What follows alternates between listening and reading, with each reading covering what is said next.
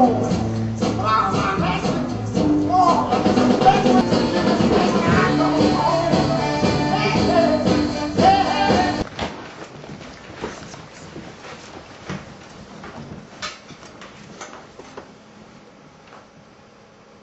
had my own precious reins, ropes grown halfway down my back, my brown braids.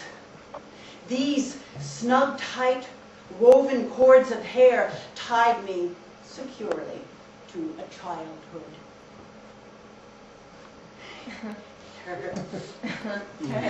Long, smooth tethers.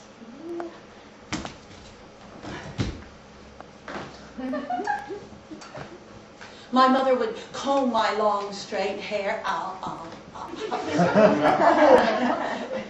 till it stood on its own, like a curtain. Then for the part, starting right behind the line of my shag of bangs, a narrow pink path of skin, separated right from left.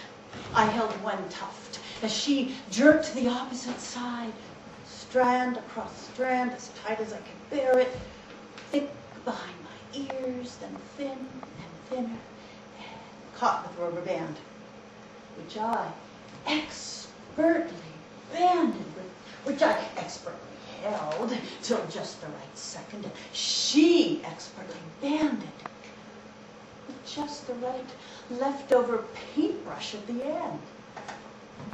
I couldn't imagine living without these companions, these hair serpents filled, clean and obedient, whiplash dancers. Atoms on their quest of motion about my head, as I hopscotch, jump rope, tether, dodge, and kickballed. My two constant friends, hi, hello, let's go. Quirks urging, reining me. Braids. Bowless. Practical hair. When these extensions of me and my brain were perfectly plaited, plaited, braided, I was free to do my work. My child jobs. Unencumbered. They stood me in good stead. All but once.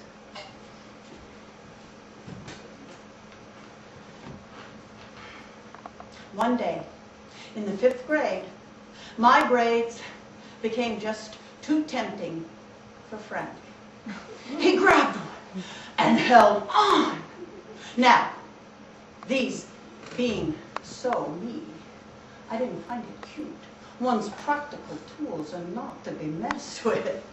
He held on, and I wrestled and protested, Frank, let go of my hair, Frank.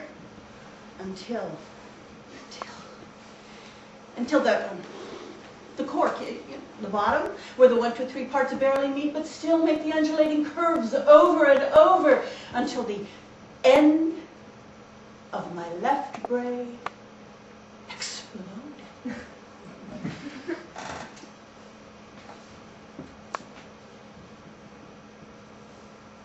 Now the horror was this. The damage could not be repaired except by the expert stasis of cantilevered weavings and the tense teamwork of me and my mother.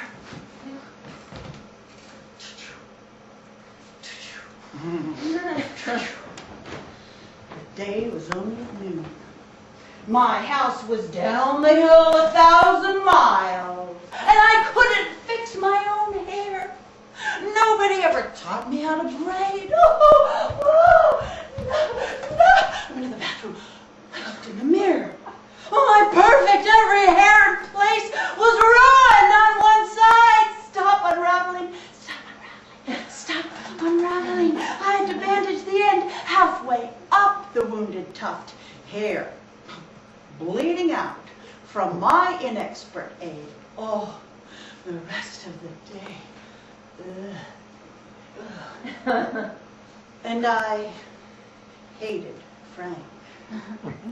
Well, as she grew up, Miss Jump Rope Head began to see these tight caught hair strings more and more as liabilities.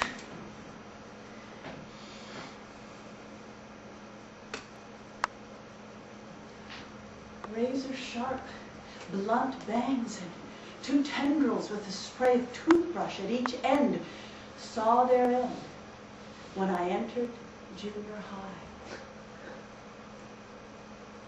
Somehow, 2 reins to guide me would have been a comfort. But in 1961, 11 years unraveled and gushed from founts of hair at right and left and became bound in one enclosure.